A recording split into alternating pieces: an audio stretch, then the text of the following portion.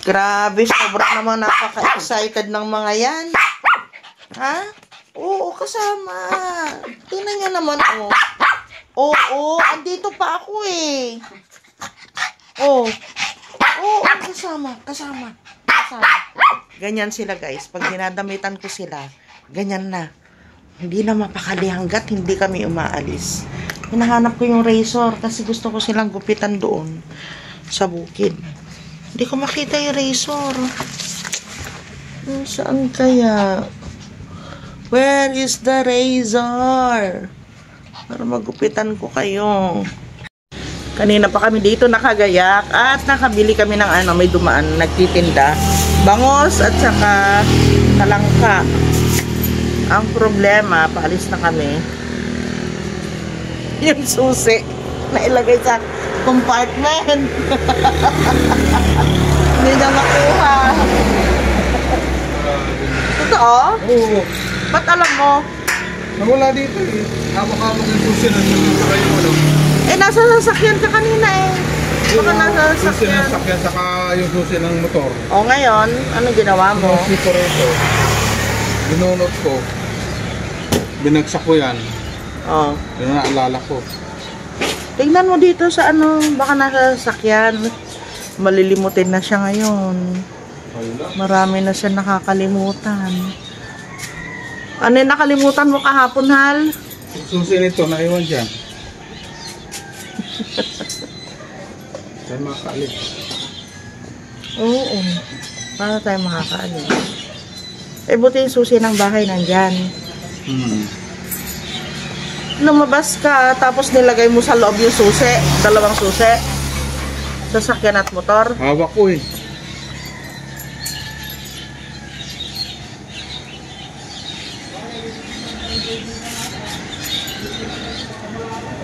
Paano yun?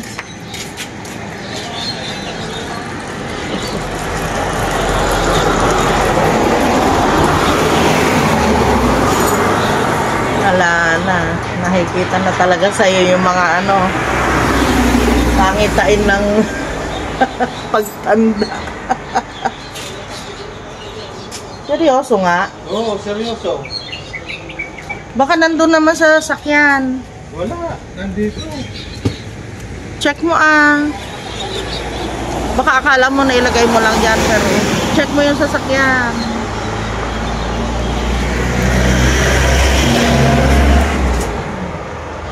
Yan nga.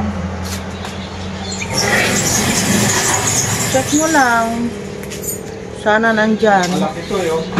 Nandiyan yung susi din ng sakyan. Eh, paano gagawin natin? Pag sinira mo yan, bibili ka ng panibago. Naayos pa ni Papa yung ano, kung paano niya makukuha yung susi doon sa kanyang compartment. So ito guys, niluto ko muna habang nandito pa kami. Hindi ko alam kung matutuloy kami sa ano, sa bukid. Kasi nga, hindi pa natatanggal yung susi doon sa loob ng motor. Lutuin ko para ano, fresh pa rin siya. Mura ko lang ito nabili, 100 pesos lang yan guys.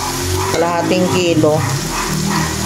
Yung naka-tricycle galing ng Mungkada, mura sila magbenta. Pero madaling araw talaga sila dumarating dito. Buti na lang, dumaan sila. Kaya nakabili kami.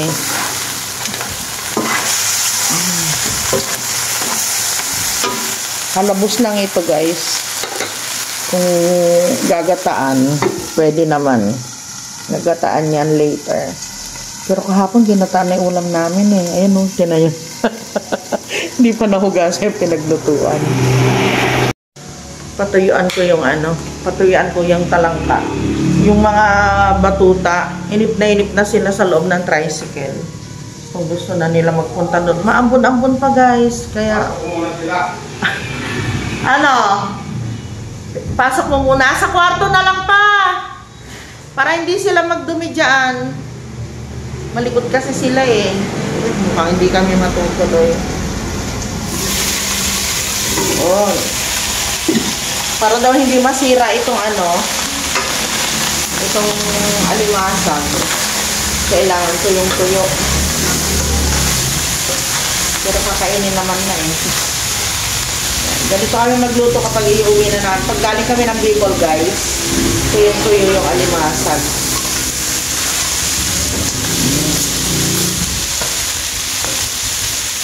Ayan. Luto na. Kawawa na yung mga batuta. Aga pa naman silang, ayun o. Aga pa naman silang nabihisan, naigayak. Kasi magugupitan kami dun, guys, para dito hindi maano yung balahibo nila. Hindi kumalat dito sa bahay. Naapansin ko kasi, kahit na nandun kami sa labas, meron pa rin yung ano nila, balahibo. Ay, kawawa naman yung baby ko. Mamaya ha, wait natin si Papa. Ayun yung isa oh. Wait natin si Papa ha. Saglit lang anak ah. Wait lang ha. Ayun si Papa, tinutulungan ng mga tricycle driver. Paano buksan yung ano, compartment niya. Sa may upuan yun guys. Nangat niya yung ano, upuan. Tapos sinyot daw niya doon yung ano. Dapat ang ilalagay lang niya doon yung susi ng sasakyan. Kaso hawak din niya yung susi ng motor. Kaya pati yung susi ng motor, nailagay niya doon sa compartment. Ayun, kaya hindi kami natuloy. Tapos meron naman ako nakita ditong glutinous ano, rice. Ayan. Anihin ko na lang. Gagawa ako ng, parang gusto ko ng kakanin. Pero wala kasi nagtitinda dito sa amin. Meron nagtitinda pero ang gusto ko yung meron siyang sabaw. Yung parang, sana may latik. Kaya lang, wala din nagtitinda ng nyog. Kaya, meron ako dyan ano, yung Coco Mama. Di ba maganda yung Coco Mama guys? Ginagamit nyo din ba yun? Magata din siya, no? Kahit na maliit lang. So, gumagawa ako dito ng, ayan, dila-dila. Anong tawag dito na iba? Yung palitaw, yung palitaw sana siya, pero lalagyan ko ng mais. So, dila-dila con mais. Meron kaming mais dito na dilata. Yun na ilalagay ko. Basta may gata.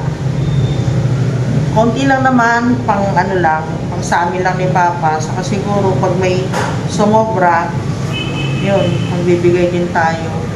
Bigyan natin doon kila Elchen.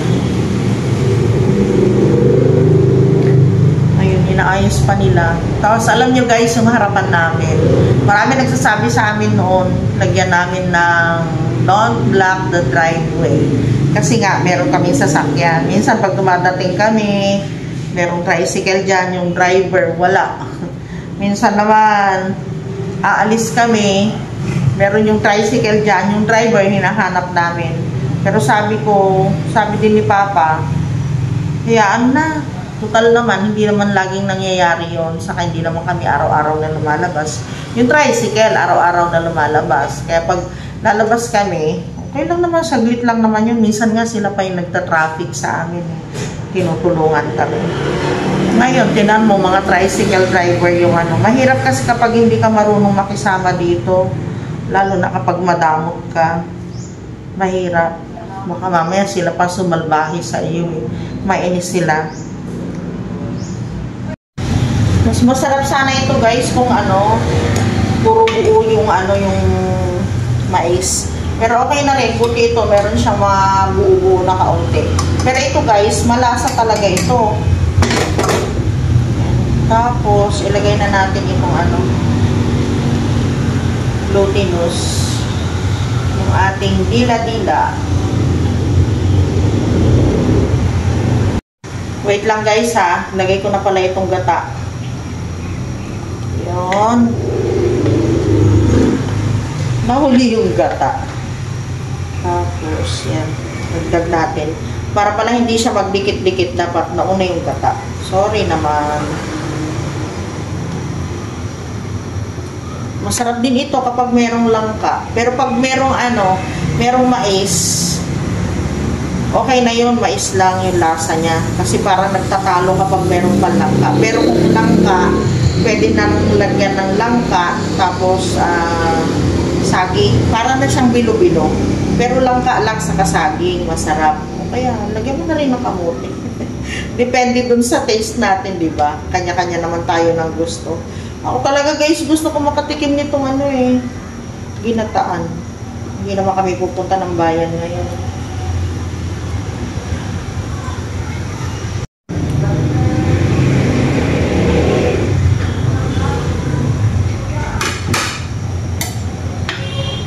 Madami din pala. So marami tayong mabibigyan. Lagay tayo ng konting pampalapot. Yung glutinous din ito guys.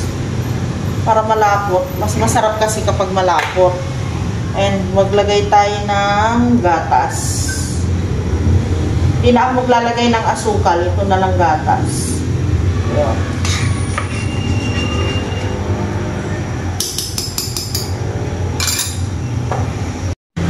Tapos guys, konting asin. Pampawala ng umay. To balance daw, sabi ng tatay ko. Ang bango, amoy amoy mais. Pwede rin kayong gumawa nito guys. Ganyan lang. Tapos pag kulang pa yung yung pampalapot, maglagay pa uli ako. Yung glutinous guys, mas maganda kapag tutunawin muna bago ilalagay dito. So, okay na. Ito na lang pandan. Masarap din naman ito.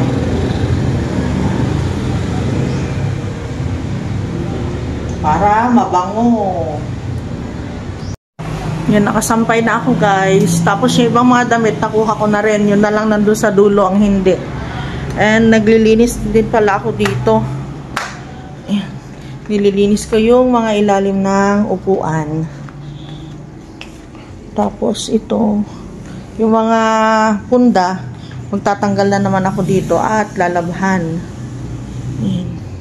Ito, lalaban ko na pala ito.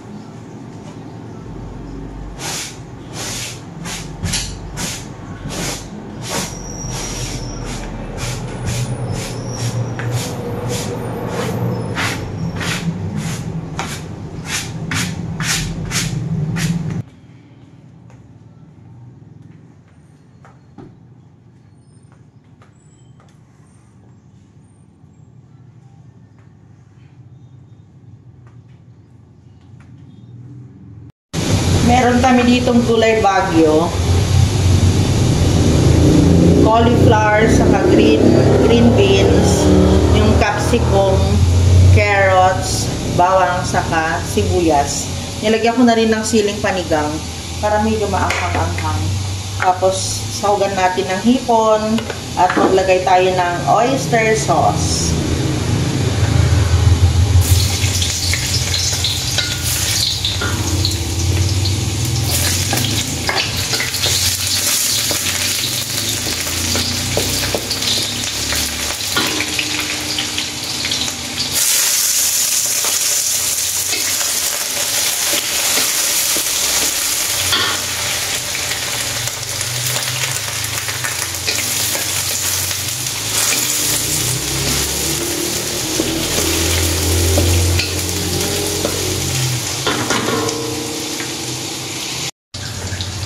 Tapos, ilagay na natin yung green beans at saka yung cauli.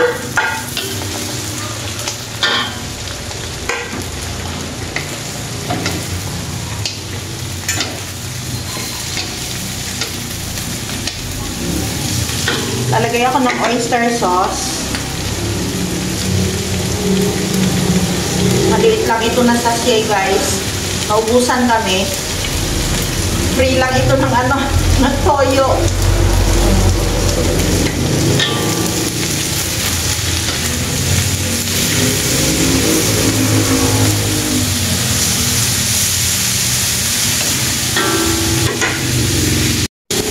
Maglagay ako ng brown sugar.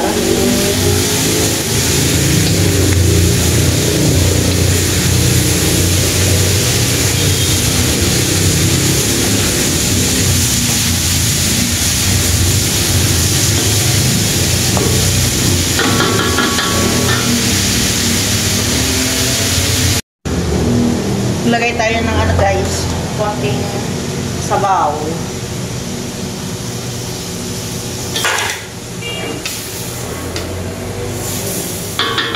Tapos maglagay tayo ng slurry.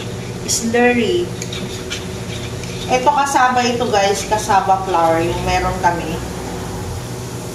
Konti lang muna. Hindi na ako nag-alat.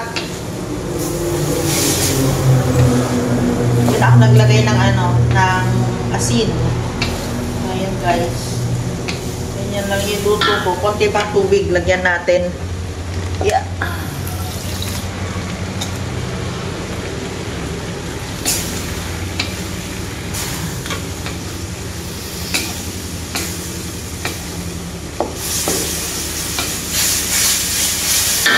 Tapos, magbati tayo ng itlog. Bago natin ilagay yung itlog, lagay na natin yung capsicum at saka yung siling panigang.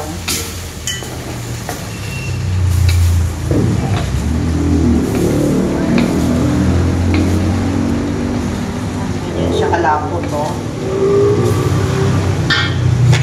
Lagay na natin yung itlog.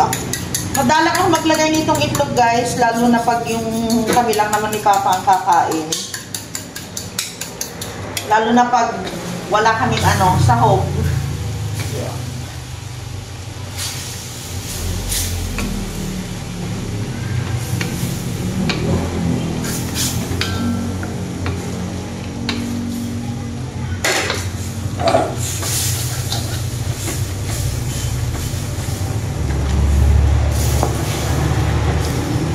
So yun guys, luto na.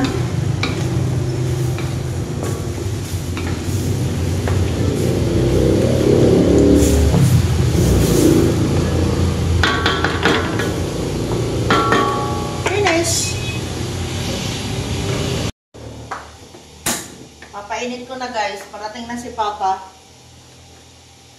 Painit pa naman siya, kaya konti lang. Ngayon ko palang ilalagay yung sibuyas na puti. Wait lang.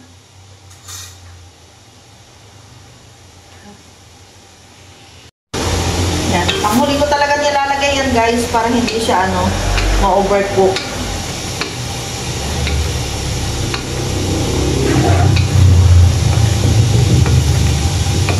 That's it guys. Ganun lang. Para hindi siya masyadong maluto.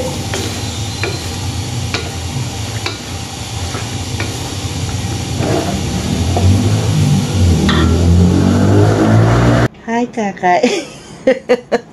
Nakatulog kami, guys. Sarap ng ulam namin kanina. Hindi na uli ako nakapag-vlog. Opo. Naglinis ako ng yun doon sa may hagdan namin. Tsaka CR. Kaya hindi na ako nakapag-vlog uli, guys. Kaya gising lang. Yun. So, yun lang po yung live update namin sa araw na ito.